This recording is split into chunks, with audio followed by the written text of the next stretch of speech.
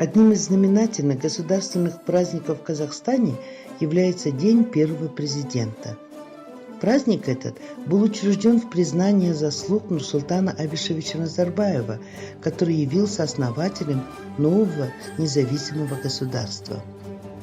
Дата 1 декабря выбрана не случайно. Именно в этот день, в 1991 году, Назарбаев был избран на пост президента Казахской ССР, а через 2 недели стал главой независимого Казахстана. В истории нашей страны этот праздник имеет особое значение. Для каждого казахстанца это повод еще раз вспомнить и оценить роль первого президента в становлении независимого Казахстана. Стратег, бренд страны, лидер нации, Елбасы. Так называют Нурсултана Абишевича Назарбаева его соратники, коллеги, историки и политологи. Его заслуженно считают одним из самых ярких и авторитетных лидеров мировой современности. Тяжелая ноша взваливается на плечи главы государства. Быть первым всегда сложно и очень ответственно. И тем не менее, Нурсултан Абишевич Назарбаев стал не только основателем нового современного государства, но и настоящим лидером нации, Елбасы, символом независимости нашего государства. Многое было сделано за 30 лет независимости для того, чтобы вернуть и сохранить нашу культуру и историю. Мы, карагандинцы, гордимся тем, что трудовой родиной Елбасы является наша Карагандинская область, а именно город Темиртау. Нурсултан Абишевич Назарбаев родился 6 июля 1940 года в селе Чемалган Каскеленского района Алматинской области. В 1957 году он окончил казахскую среднюю школу имени Абая в городе Каскелене. Узнав о комсомольском наборе на всесоюзную стройку металлургического комбината в Темиртау, Назарбаев принял решение стать металлургом. Получив в райкоме комсомола комсомольскую путевку, уже в сентябре 1958 года Назарбаев прибыл в Темиртау. Этот выбор Назарбаева неожиданно обозначил преемственность поколений и своеобразное повторение судеб в династии Назарбаевых. Если родители приняли участие в строительстве Турксиба, самого первого в Казахстане XX века грандиозного транспортного проекта, то их сын по велению эпохи был призван стоять у истоков флагмана черной металлургии Казахстана. Наш президент, для которого наша Караганда является политической, экономической опорой, где президент провел свои самые лучшие годы становления, более 20 лет у нас в Караганде, в частности в Темиртау и затем в городе Караганде, это те годы, которые, наверное, являются основными и самыми богатыми годами в смысле становления его как лидера, сегодняшнего лидера, как человека, для которого уже сам путь привел к этой великой миссии быть президентом нашей страны, благодаря нашему президенту, благодаря тому, что он выполнял аманат народа. Почти 20 лет трудовой биографии первого президента тесно связаны с нашей областью. 10 лет назад, в ноябре 2011 года, в Темиртау Карагандинской области был открыт историко-культурный центр первого президента. Поскольку Темиртау является важной частью жизненного пути Нурсултана Абишевича Назарбаева, расположение центра крайне символично. Это не имеющий аналогов и архитектурный проект импровизированной праздничной юрты диаметром в основании 48 метров и 16 метров высотой. В здании расположены 6 музейных залов. Основная тематика центра направлена на знакомство с личностью президента, его деятельностью и неоценимым вкладом в развитие Республики Казахстан. Думаю, многие карагандинцы посетили историко-культурный центр первого президента. И тем не менее, Благодаря любезно предоставленным руководством центра материалам мы предлагаем небольшую экскурсию по музею.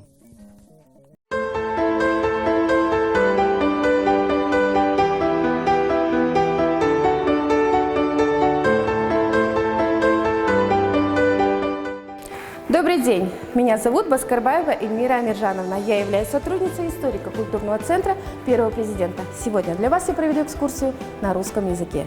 Историко-культурный центр первого президента был открыт 22 ноября 2011 года. В торжественной церемонии открытия принял участие первый президент страны Нурсултан Абишевич Назарбаев. В 2018 году экспозиция центра пополнилась новыми экспонатами. Среди них автомобиль из парка служебных машин первого президента Республики Казахстан Нурсултана Абишевича Назарбаева Mercedes-Benz 600. Это один из автомобилей, на котором совершал свои рабочие поездки Ельбасы. В стеклянных витринах представлены подарки и сувениры, преподнесенные Нурсултану Абишевичу Назарбаеву руководителями иностранных государств, крупных отечественных и совместных компаний и предприятий. Вашему вниманию представлен сувенир от председателя КНР Си Цзиньпина. Оригинальная фигура верблюда, украшенная прорезным узором со схематической картой шелкового пути. Очень интересен подарок президента России Владимира Владимировича Путина – антикварная 12-томная энциклопедия российского сельского хозяйства. Книги были напечатаны в Санкт-Петербурге в самом начале 20 века. Несмотря на возраст, все тома в очень хорошем состоянии, уложены в кожаный футляр с золотистым тиснением. Интересным экспонатом является подарочное издание Конституции Республики Казахстан от видного государственного и политического деятеля Имангалита Смагомбетова. Внушительных размеров фолиант с портретом президента, украшенным драгоценными камнями. Первый экспозиционный зал носит название «Независимый Казахстан». Здесь представлены основные достижения нашей страны за годы независимости. Обратите внимание, архитектура зала выполнена в виде традиционной казахской юрты, что символизирует Казахстан как общий дом для многонационального народа страны. В центре зала расположен макет столицы города Нур-Султан. Он выполнен в масштабе 1 к 1000. Данный макет позволяет увидеть основные архитектурные сооружения, ставшие символом и гордостью нашей столицы. 16 декабря 1991 года был принят Конституционный закон о государственной независимости Республики Казахстан. Казахстан был провозглашен независимым, демократическим и правовым государством, а его территория неделимой и неприкосновенной. После обретения независимости Казахстан приступает к формированию внешней политики. На сегодняшний день Казахстан установил дружественные дипломатические отношения со 150 странами мира. Главные атрибуты государственности – герб, флаг и гимн – были приняты 4 июня 1992 года. Перед вами произведение монументальной живописи члена Союза художников Республики Казахстан Асета Жакыбекова. Картина рассказывает о начале трудовой деятельности Нурсултана Назарбаева, которая началась здесь, в городе Темиртау, на Карагандинском металлургическом заводе. Вооруженные силы Республики Казахстан были созданы 7 мая 1992 года. Верховным главнокомандующим Вооруженных сил Республики Казахстан является президент страны.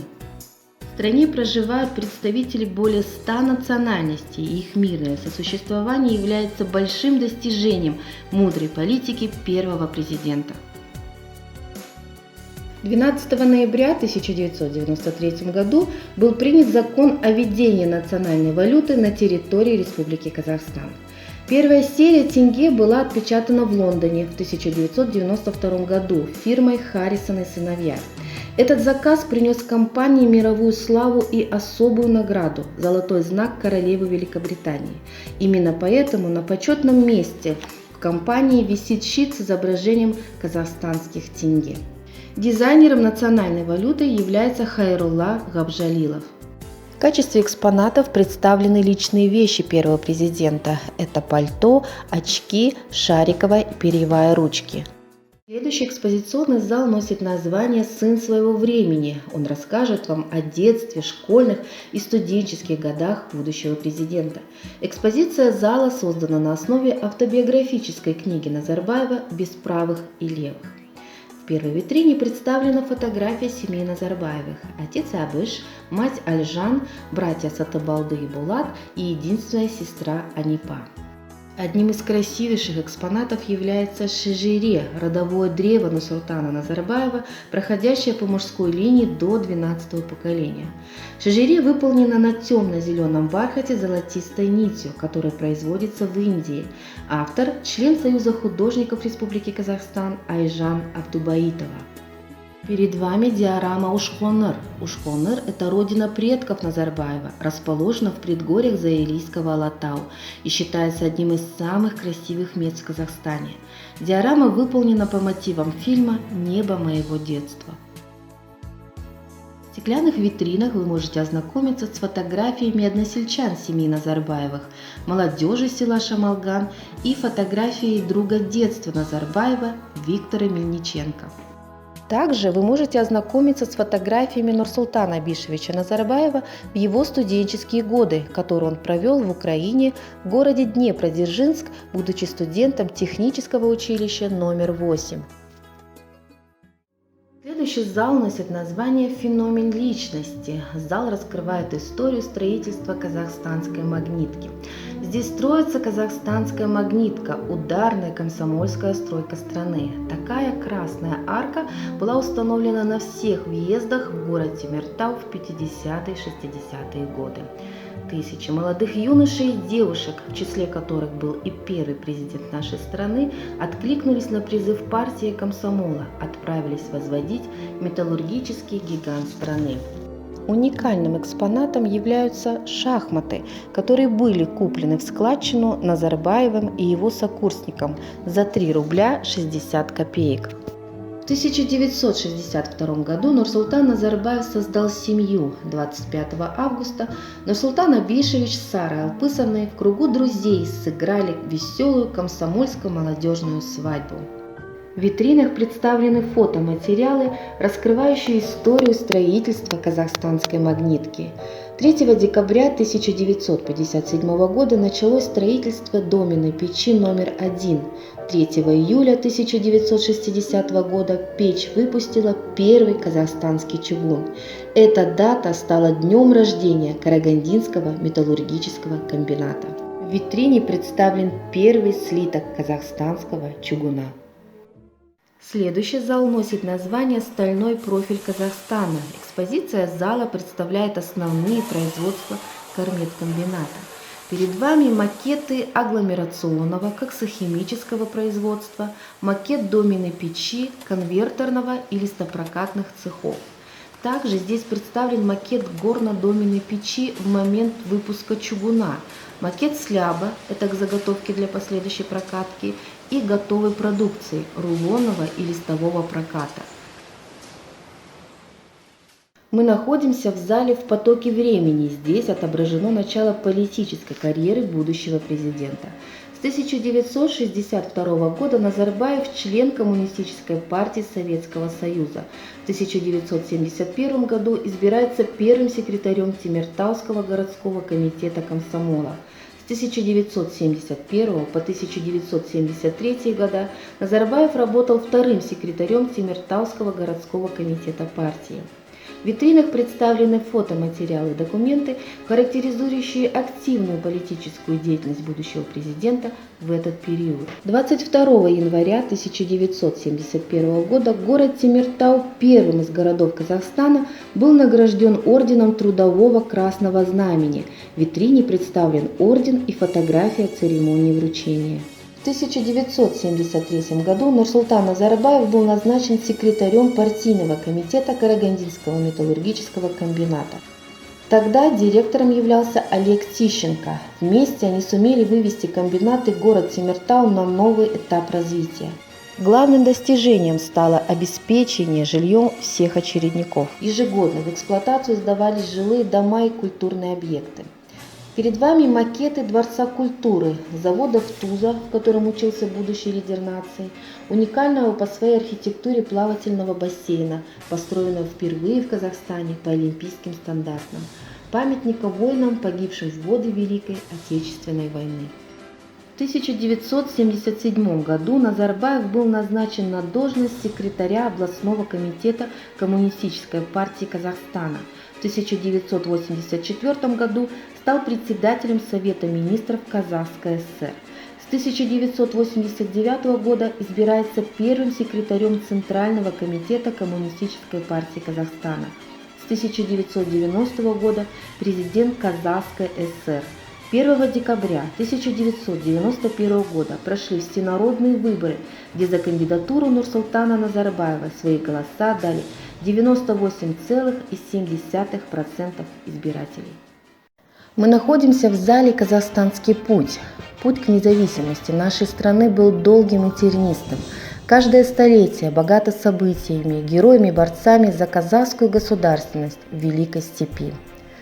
В центре зала находится колонна с барельефом, символизирующим исторический ход развития страны. Народ, словно в потоке истории по спирали, поднимается ввысь, и каждый виток – это особая эпоха. Начиная с каменного века, первых наскальных рисунков древних людей и дальше к свободолюбивым сакам, казахским ханам и борцам за казахскую государственность, алашардинцам. Тем, кто в годы войны отстоял свободу Родины, кто боролся за независимость в декабре 1986 года в Алматы. Центром художественной композиции является фрагмент скульптурного ансамбля «Казах Елі», символизирующий стремление казахстанцев к дальнейшему развитию и процветанию. Благодаря интерактивной карте мы можем попасть в любую из областей Казахстана, познакомиться с успехами и достижениями нашей страны. На интерактивных панелях вы можете ознакомиться с информацией по наиболее значимым датам в политико-экономической и социально-культурной жизни суверенного Казахстана. Дорогие гости, на этом наша экскурсия подошла к концу. Спасибо за внимание. Всего вам доброго.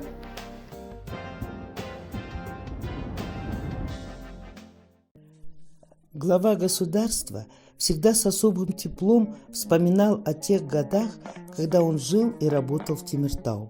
В сентябре 2018 года первый президент Казахстана Нурсултан Абишевич Назарбаев во время поездки по Карагандинской области побывал в Темиртау, в городе своей молодости.